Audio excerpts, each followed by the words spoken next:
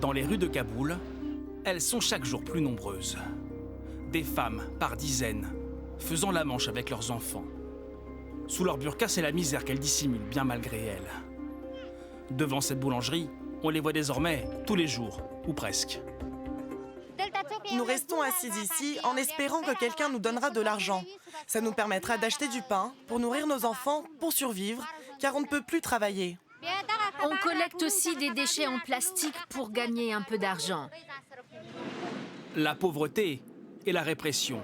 Chaque jour, les patrouilles de talibans arrêtent et emprisonnent des mendiantes.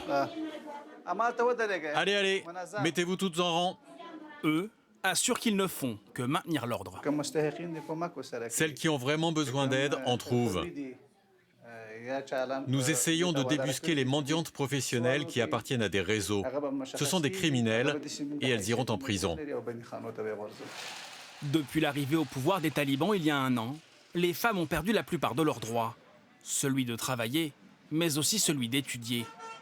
Alors dans ce petit bâtiment en périphérie de la capitale, c'est en secret que ces adolescentes vont en classe. My hobby is playing football.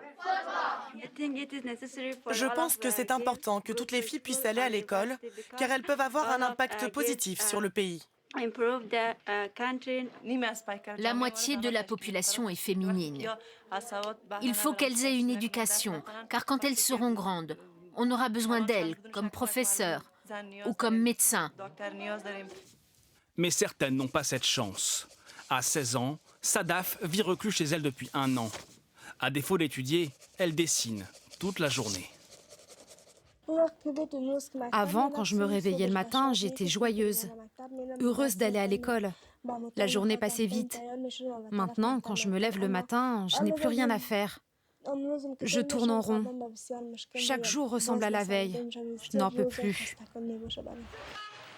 Partout dans Kaboul, des endroits clandestins destinés aux femmes sont apparus. Ici, c'est une salle de sport.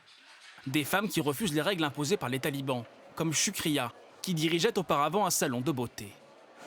Même si le pays est envahi par les talibans, je continue à faire du sport. Comme l'école, c'est un problème pour eux, parce qu'ils veulent que les femmes restent à la maison pour montrer leur pouvoir. Mais nous, on résiste.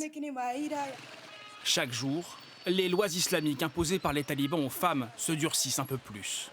1 an après le départ des Américains, les ONG réclament aujourd'hui une intervention de la communauté internationale pour tenter de faire cesser les atteintes aux droits des femmes afghanes.